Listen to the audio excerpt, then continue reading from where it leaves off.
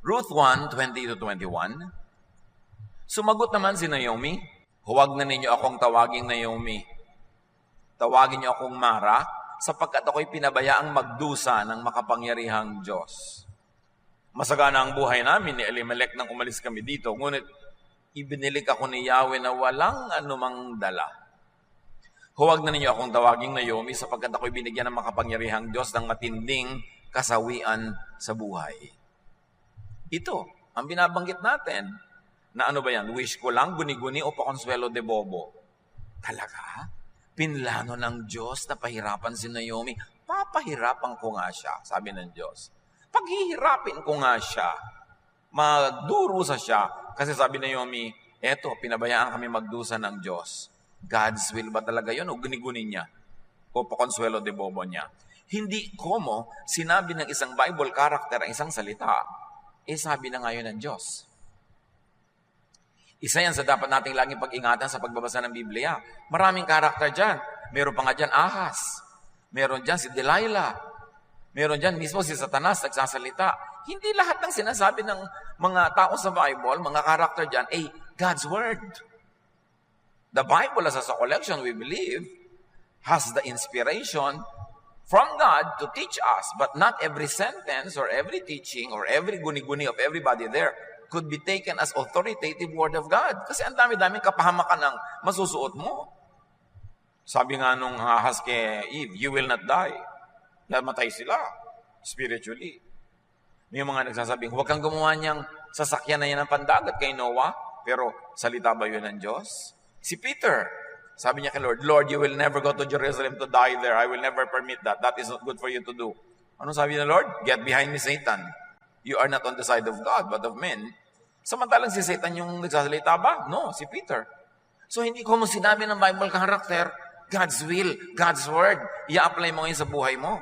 Paano kung nagbabasa ka, Lord, bigyan niyo po ako ng guidance sa gagawin ko today, tapos bigla mong nabasa at nagbigti si Judas.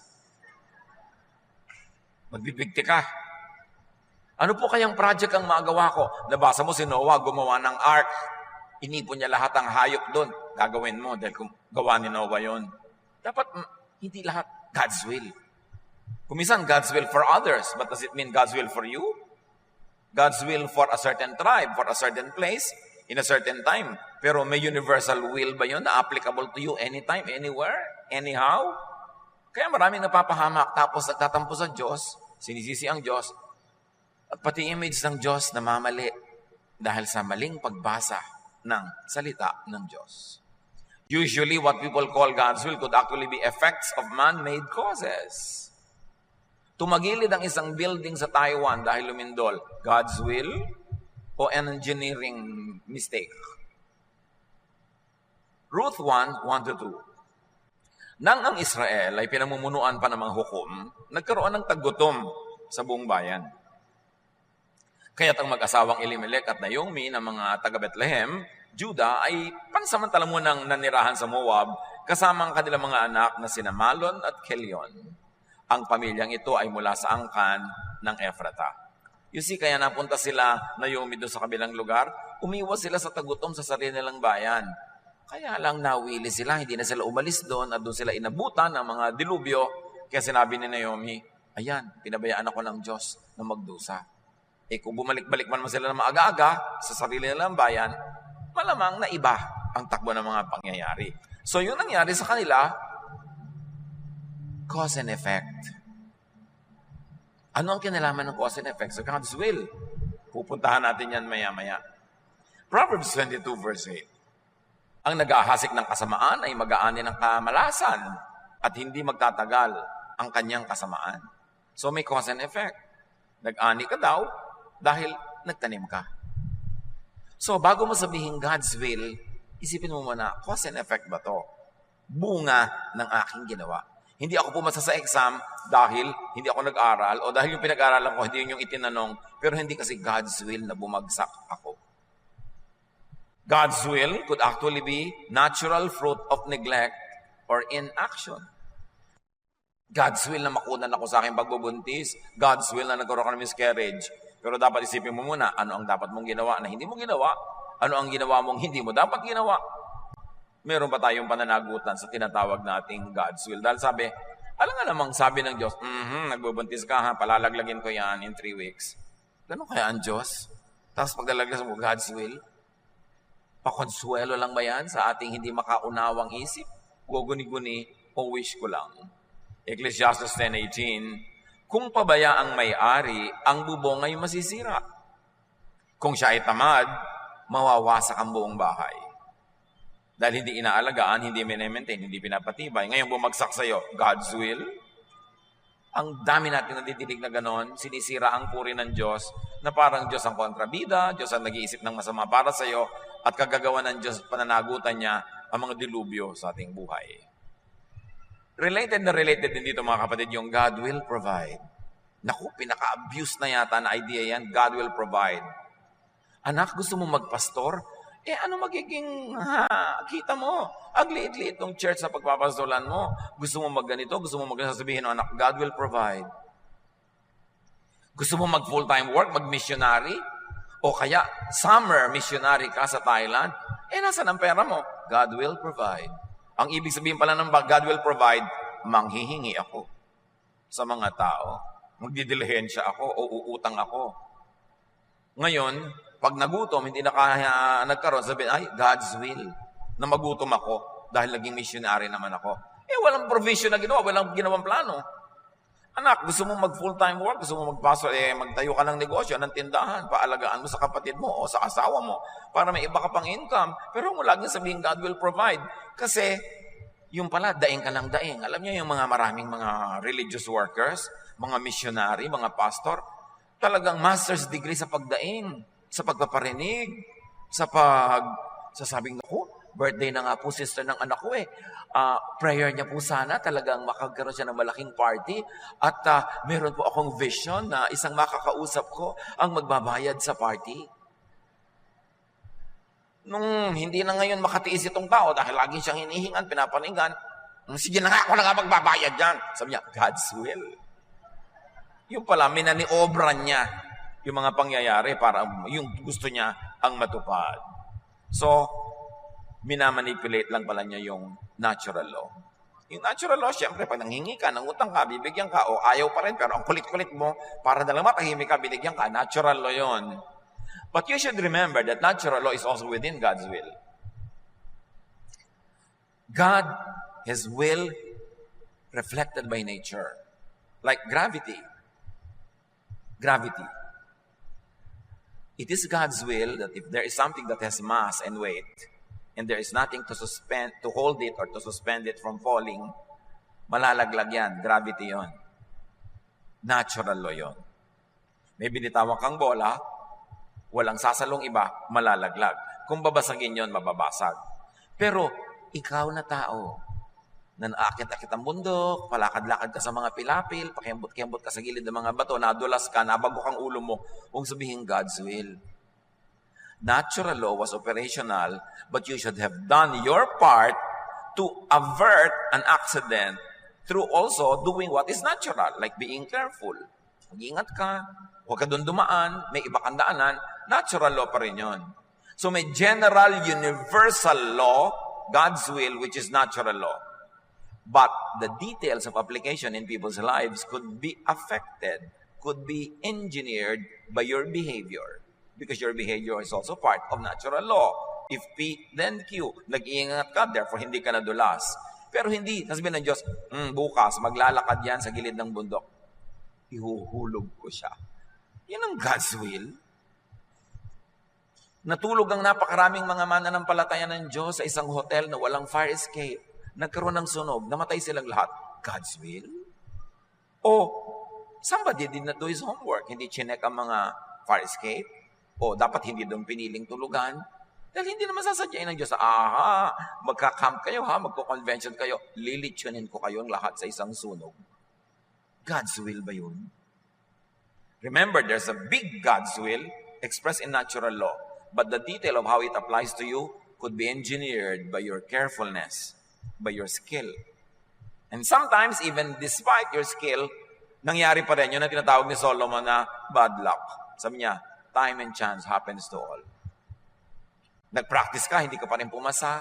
Magaling ka, hindi ka pa rin nanalo, minalas ka. Yun ang sinasabi ni Solomon doon. Time and chance happens to all. But exception yon. Generally, what you plant is what you harvest. Actually, what people call God's will could be effects of natural law, as we have been saying all along. Why? God is the creator of nature. Talagang may gravity. Pagka ang isang eroplano bumagsak, hindi pinlano ng Diyos sa pabagsakin yon. May mga engineer siguro na hindi ginawa ang trabaho nila o humarap sila sa isang napakalaking turbulence, hindi na kaya ng mekanismo ng eroplano, bumagsak sila. Pero hindi pa planuhin ng Diyos na pabagsakin sila. God is the author of natural law. And that natural law is impersonal. Merong mga tao na, naku, pagsakay sa eroplano, nakita, ay pastor, safe na po ako, nandito pala kayo. Talaga? Wala bang pastor na nakaka-plane crash? Pagkakasabay ka sa isang barko, ay, naku, hindi po tayo lulubog, nandito si pastor. Ang dami ng pastor na nalunod. So, kasi may natural law. And it is impersonal. Hindi i-accept ng Diyos yung isang barko dahil lang may Kristiyano doon na isa. Ang dami-dami nang nagtataka, bakit naman po yung tatay ko, missionary, yung nanay ko, maka-Diyos, bakit naman na-aksidente pa siya? Bakit pinayagan nyo ng Diyos? May natural law, iha. There are physical laws. Pag may collision, may madadamage yun. Yung nanay mo, nasa kaharap-harapan ng basya, ang napipi. Kung nasa likod siya, kung may mga nasa likod, hindi napipi. Kasi may natural law. So, hindi ka lang aasa sa general natural law of God, i-apply mo pa rin sa detail ng buhay mo, yung karunungan mo, yung pag-iingat mo, still applying natural law para yung desired result mo ang mangyari. Nahuhulog ka dahil sa gravity, pero God's will yon generally, but God does not specifically plan that you will fall. You only happen to be in a part of a building probably that would collapse, kaya ka na ganun. Pinaghahalo natin yung general, impersonal natural law of God with our personal intelligence and skill para ma-maximize yung pag-iwas sa panganib at ma-maximize yung posibilidad ng pagtatagumpay. Hindi isususpend ng Diyos ang law of nature dahil lang nandun ka. Kung sakasakali mang mangyari yun ang tinatawag nating himala. At yung himala, the suspension of natural law to give you a favorable footing, that is the exemption rather than the rule. Huwag laging maghanap ng himala. Obey natural law, use natural intelligence, do what is practical and correct. Because faith, if it has no works, is dead. Natural law, may sakit ka, kailangan mo ng gamot. Yung iba, magdadasal lang po ako, hindi po ako inom ng gamot para ako gumaling. Himala ang hinahanap mo, kapatid. Pero if you want to operate within God's will, which is expressed in natural law, medicate. Do what is proper. Para ma-assist mo yung natural law na maging favorable sa'yo. Bakit naman po yung nanay ko talaga hindi nag-uminom ng gamot, gumaling siya? Himala yun. Pero hindi pwedeng i-claim at i-apply sa lahat ng tao. Kasi prerogative na ng Diyos yan kung sino paghihimalaan at sino ang i-applyan ng natural law. So anong nawala sa'yo kung nag-obey ka ng natural law? Alam ka naman sabihin ng Diyos, nag-obey siya ng natural law, uminom siya ng gamot. Naiinis ako sa kanya, hindi siya humihingi ng himala. Papatayin ko siya. Ganun kaya ang Diyos? Ang dami nating misunderstanding about God dahil sa God's will na yan. Psalm 104 verse 5, He set the earth on its foundations. Ibig sabihin, may set rules na. Physical rules. That's why physics is probably one of the purest prophecies ever. Kasi physical laws are always true, always exact, and always correct. Yung nga, mga calculations mo lang siguro pwede magkamali. Pero E equals MC square, laging totoo yan. Kung alam nyo, ibig sabihin no. Pwede nyo namang i-google mamaya. Romans 1:20, mula pa nang likhain ng Diyos ang sanlibutan, ang kanyang likas na hindi nakikita, ang kanyang kapangyarihang walang hanggan, at ang kanyang pagka-Diyos ay maliwanag na inihahayag ng kanyang mga ginawa. Kaya't wala na silang maidadahilan pa. Sabi, huwag mo na sabihin, hindi ka magaling sa theology, hindi ka magaling sa Bible, hindi ka magaling sa kung ano-ano. Kilalanin mo lang ang nature, makikilala mo Diyos. Kasi siya ang gumawa ng nature eh. Kadalasan kasi sa mga religious ideas, laging dinidemonize yung nature, yung human nature, yung human feelings, yung human desires, dinidemonize, minamasama. Kaya habang nagiging religious ka, lagi kang lumulubog sa guilt, sa sense of failure. But God is the author of natural law. And you, your body, your emotions, how you are, how you think is part of the natural element of who you are. Oras na tinanggihan mo ang yung natural self, yung true natural feelings, your true natural desires, you will end up divided kasi laging minamasama mo ang sarili mo. So ang pagtanggap mo sa God's will is pagkilala at pagtanggap sa natural law. Halimbawa, magagalit ka ba sa leon dahil kumain siya ng usa? Anong gusto mong kainin ng leon? Yogurt? Talagang ganun siya nilikha, kaya nga may mga pangil siyang ganun eh. At yan nilikha naman yung usa na mabilis tumakbo para makatakbo siya. Bahala na silang dalawa kung sino magwawagi. Dahil ganun sila, mula nung nilikha ang mundo, everything's being recycled. Kinain ng leon ng usa, namatay yung leon, naging lupa ulit, tumubo, naging papaya, naging gulay, kinain uli ng usa, yung usa kinain uli ng leon. Paikot-ikot lang naman ang lahat. Walang nadadagdag at nababawas sa mundo. Tao lang ang sumisira ng ecological balance. But everything is balanced. It's the law of nature. Do not let your religious beliefs go against natural law because the best theology is seen in God's creation. Kaya sabi nga ng Romans 1:20, lahat ng hindi natin nakikita tungkol sa Diyos, lahat ng hindi natin naintindihan, nasa natural law na ginawa niya. Gusto niyo siya maintindihan? Kilalanin ang natural law and the natural processes. Kaya nga naniniwala ako na science could be God's last prophet. Kasi yan talaga nagbubukas sa atin ng mga mechanics of natural law. Kung paano natin nagagamit ang energy, kung paano natin nagagamit ang iba't ibang sources of power, puro natural laws yan. At hindi yung katakata, at hindi yung anti-God, because it is God who created everything. The earth is the Lord's and everything in it. Colossians 1:16, sapagkat sa pamamagitan niya ay nilikha ang lahat ng nasa langit at nasa lupa. Nakikita man o hindi. Pati ang mga espiritual na kapangyarihan, paghahari, pamamahala, at pamumuno. Ang lahat ay nilikha ng Diyos sa pamamagitan niya ni Jesus at para sa Kanya si Jesus. So to understand Jesus is to understand natural law. Natural law is God's will. God's universal, impersonal will for all creation. When God interferes with that impersonal and general law to accommodate your personal wishes, that's a miracle. The suspension of natural law. The fruits of natural law is the undisputed will of God. Genesis 8:22, as long as the earth endures, seed time and harvest, cold and heat, summer and winter, day and night will never cease. It will go on and on and on. But remember, natural law can work against you if you do not work alongside it. If you do not ride on it. Kaya kung mga magsasaka, lalo ng mga palay, harvest time na yung iba, hindi ka pa nag-harvest ngayon, next week pa, ay nako, lagot ka. Kasi oras na naubos yung mga palay ng kapitbahay mo, yung mga dagang kumakain nun, wala nang ibang kakainin, kundi yung sayong natira. Lahat pupunta sa bukid mo, ubos ang palay mo. Kaya may time for everything. Hindi pwede sabihin, Lord, di po ba anak niyo ako? Di po ba naglilingkod ako sa inyo? Next week na po ako mag-harvest ng palay.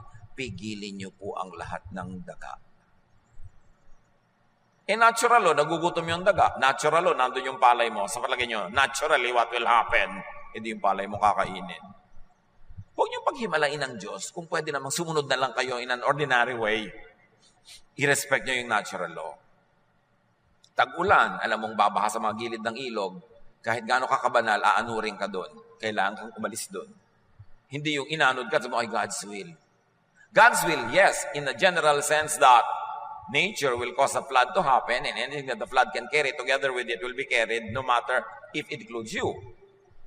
So, general will pa rin ang Diyos, pero hindi pinlano ng Diyos na pagbaha, ipapaanod ko tong si Ana. o si Santos, o si ganito, kasi nandun ka. Luke 12:54-55, sinabi rin ni Jesus sa mga tao, kapag nakita ninyong kumakapalang ulap sa kanluran, sinasabi ninyo agad na uulan. At ganoon nga ang nangyayari. At kung umiihip ang hangin mula sa katimugan, ay sinasabi ninyong iinit. At nagkakaganon nga. So, sino ang tao na mabibless? Yung nakakaunawa ng natural law, which is God's will. Sasabay doon, sasakay doon, gagalang doon. Iaayon niya ang mga ginagawa niya according to that natural law, siyang mabibless. Jeremiah 8:7.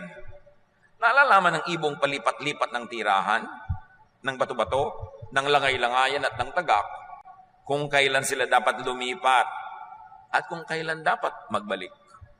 Ngunit kayo na aking bayan, hindi nyo nalalaman ang aking kautusan na dapat nyo sundin.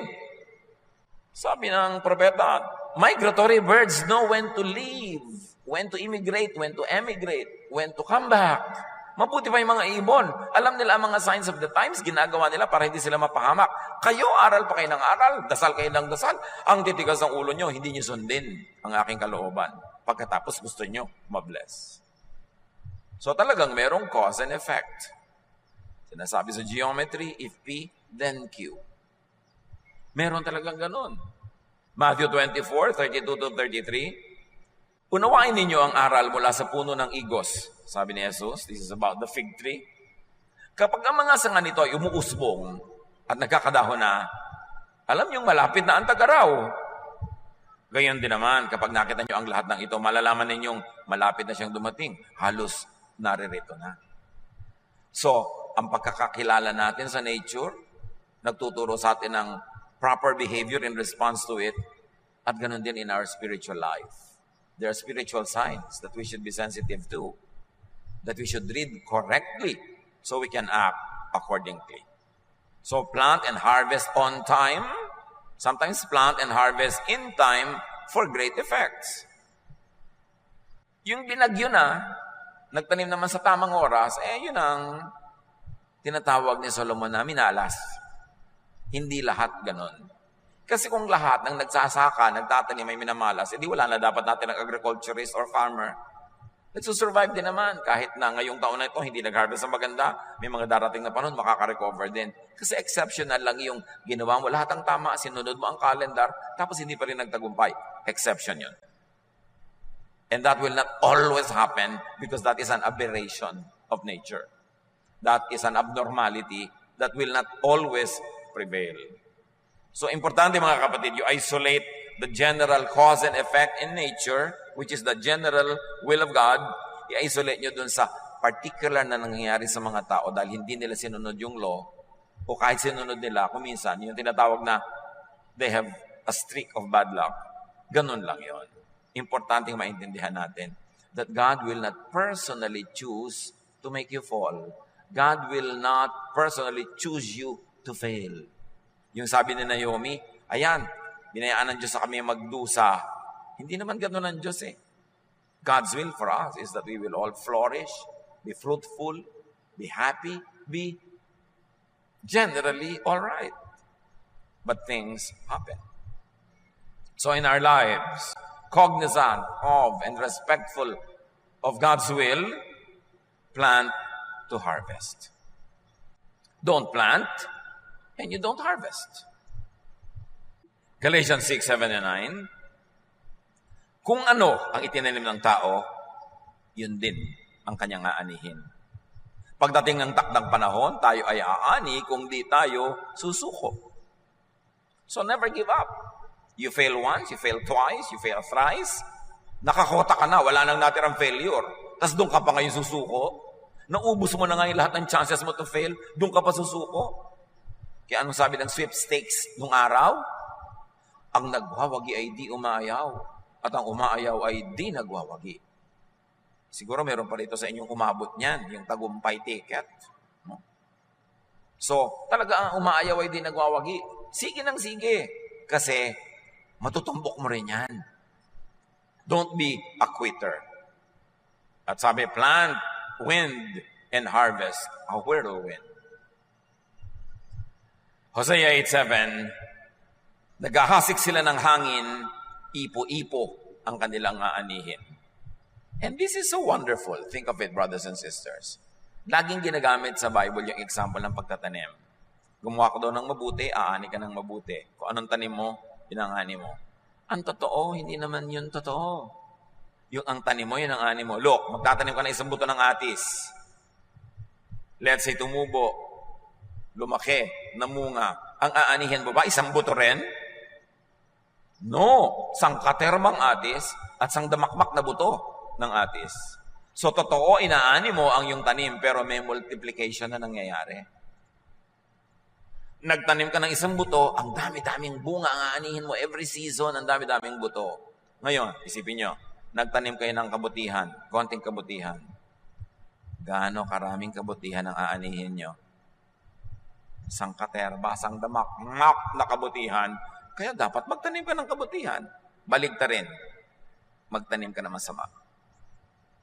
Ano ani mo? Isang katerba, isang damakmak na kasamaan. Kaya napakalaking kahangalan na magtanim ng masama. Gumawa ng masama sa kapwa, gumawa ng masama sa kumpanyang pinapasukan mo, gumawa ng masama sa gumagawa sa ng mabuti, gumawa ng masama sa kaibigan mo, sa kamag-anak mo. Kasi may multiplication na magaganap. Ang aanihin mo, sobrang daming sama. You've got to be so foolish to do something wrong deliberately. Kasi aani ka. But you've got to be so wise to do something right, even just a little good thing. Because alam mo, aani ka ng ang dami. Bakit? Yung ba mga magsasaka na nagtatanim ng isang maliit na palay na naging maliit na tanim, itinanim mo isang palay, talaga ba ang aanihin mo doon? Isang palay din, bawat puno? No! Kilo-kilong palay. So bakit kayo hindi magtanim ng mabuti lagi para ang daming inaaning mabuti?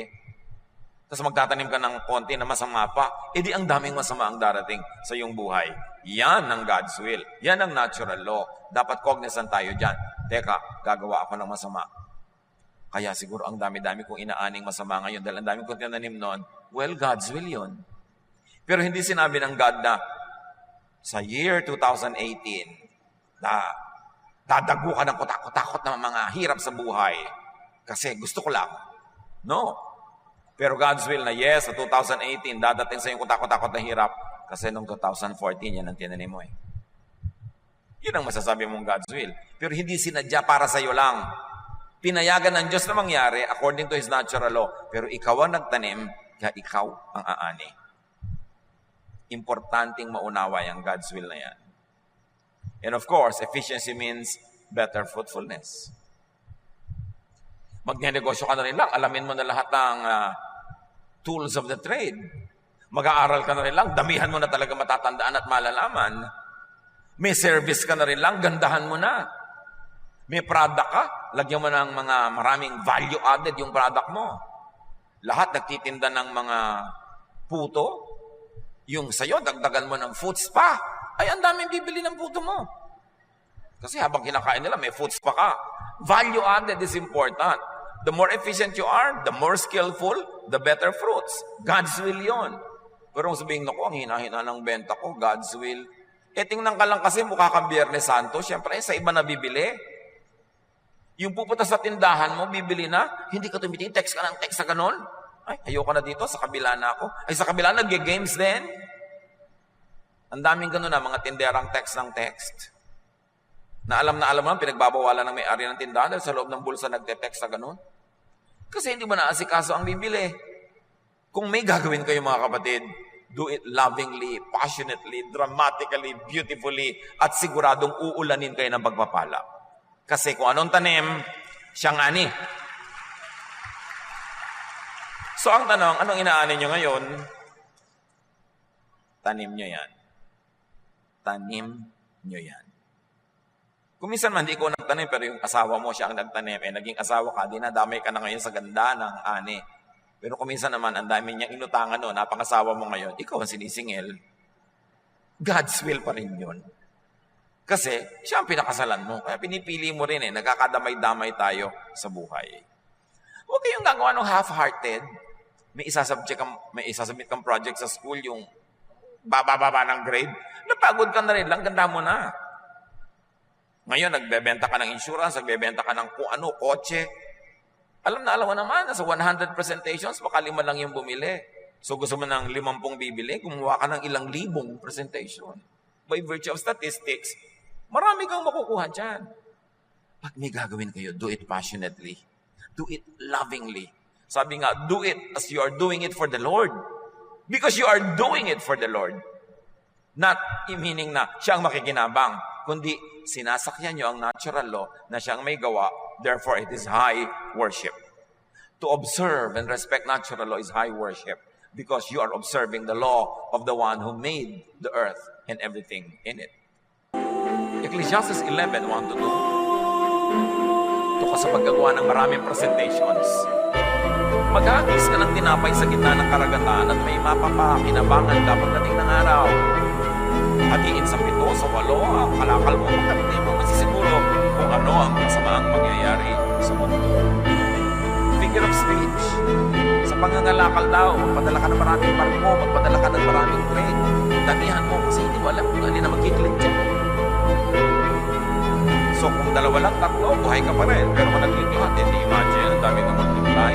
So ganon, kailangan diversify a little bit, but not too much. Meron pa dito, meron pa doon. Kasi you don't know what to do. Don't put all of your eggs in one basket. Meron pa dito, meron pa doon. Para kung naman mangyari, meron pa mangyari. Kaya yung mga laging may bukid lang sila sa probinsya, kung minsan nagkaroon ng tagsalo at baha, o kaya walang ulan, gutom na sila, pero maganda kung meron din silang konting negosyo sa syudad na hindi dependent masyado sa nature. Commerce, trading, whatever. Meron ka dito, meron ka doon. Mga pamilya, dapat hindi lang isang tao ang kumikita, tapos ang lahat kumakain. Para ba't, kung namatay yun, nagkasakit yun, di gutom na kayo lahat. Dapat maraming income na pinanggagalingan. Yung sasabing, throw your bread, cast your bread upon the waters. Invest in this, invest in that. You don't know which one will flourish. That is natural law. Ecclesiastes 11:6. Sa umaga, inihahasik mo ang iyong binhi. Hindi ka tumitigil sa paggawa hanggang gabi, sapagkat di mo tiyak kung alin ang magbibigay sa iyo ng tagumpay. O kaya'y umaasa kang lahat ay iyong papakinabangan.